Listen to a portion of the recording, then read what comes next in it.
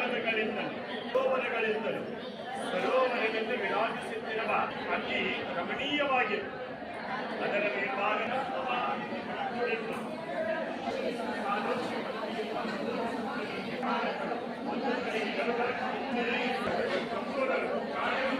ಇವುಗಳ ಮಧ್ಯೆ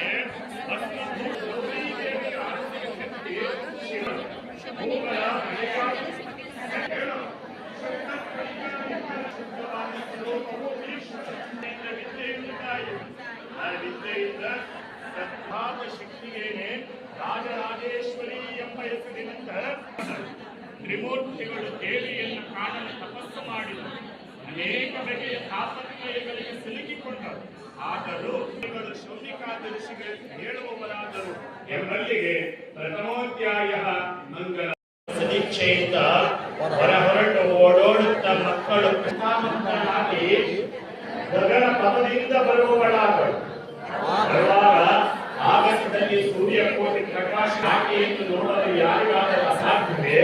ಸರಿ, ಅದರ ಚಿತ್ರಣವನ್ನು ಬಣ್ಣಿಸಲು ಅಸಾಧ್ಯ. ತೆಗೆದುಕೊಂಡೆವು.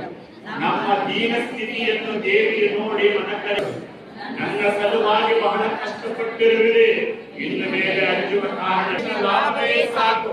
ನಿನ್ನ ಸ್ಮರಣೆ, ನಿನ್ನ ಪಾದ ಸೇವೆ. ಸಾಂಬರೇ ನಮಃ ಪಾರ್ವತೇ ಶಿವರ ಮಹಾದೇ ಭಗವತೆ ಶಕ್ತಿ ಶಾಂಭವೇ ಮಾತಾ ಕೀ ದೇವಿ ಮಾತಾ ಕೀ ದೇವಿ ಮಾತಾ ಕೀ. ಮಹಂಕಾರಿ ಮಂಗಲಂ ಗಂಗ ಶಮನಲೇ ಗಣ ವೈರಿ ಗಮನಲೇ.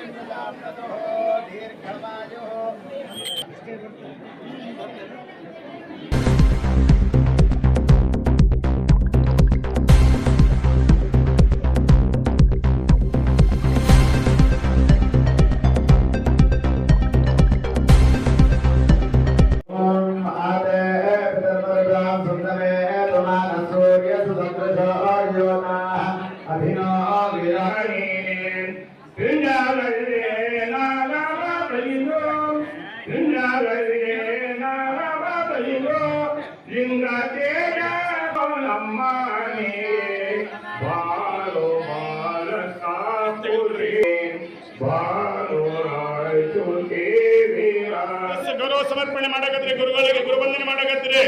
ದಯವಿಟ್ಟು ಕೆಳಗಡೆ ಇನ್ನು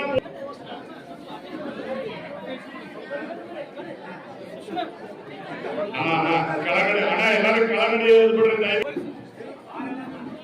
ದಯವಿಟ್ಟು ಎಲ್ಲರೂ ಕೆಳಗಡೆ ಇದೆಯೋ ಕರೆದು ಬಿಡುವ ಸಂಕಲ್ಪ.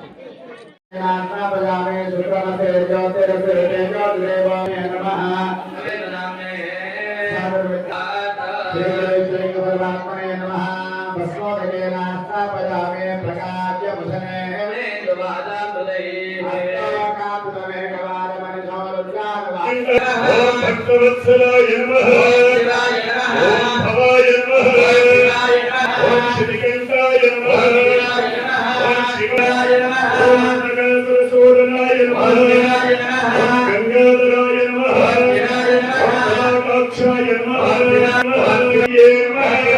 ಓಂ ಕಾಯಮ್ಮ ದೇವಿಯೇ ನಮಃ, ಓಂ ದುರ್ಗಾದೇವಿಯೇ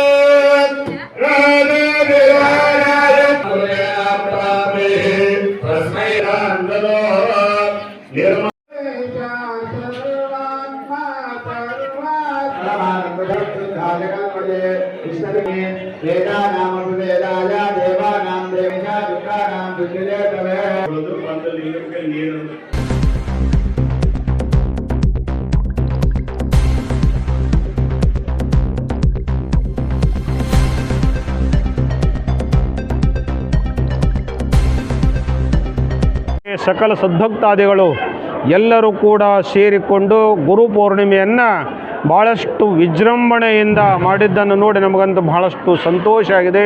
ಸಿದ್ಧಾಂತ ಶಿಖಾಮಣಿಯಲ್ಲಿ ಜಗದ್ಗುರು ರೇಣುಕಾಚಾರ್ಯ ಅಪ್ಪಣೆಯನ್ನು ಕೊಡಿಸಿದಂತೆ ಭರ್ಗೋ ಸಾಕ್ಷಾತ್ ನರಾಕೃತಿ, ಅಂದರೆ ಗುರುವೇ ಶಿವನೇ ಏನು ಮಾಡ್ತಾನೆ, ಗುರು ರೂಪವನ್ನು ತಾಳಿ ಧರೆಗಿಳಿರ್ತಕ್ಕಂಥ ದಿವಸ ಯಾವುದು ಅಂತ ಕೇಳಿದ್ರೆ ಅದು ಗುರುಪೂರ್ಣಿಮೆ. ಅದಕ್ಕೋಸ್ಕರವಾಗಿ ಗುರುಪೂರ್ಣಿಮೆಗೆ ಇಷ್ಟೊಂದು ಮಹತ್ವ ಬಂದಿದೆ ಅಂತಕ್ಕಂಥ ಮಾತನ್ನು ಈ ಶುಭ ಸಂದರ್ಭದಲ್ಲಿ ತಿಳಿಪಡಿಸ್ತಾ ಇದ್ದೆ.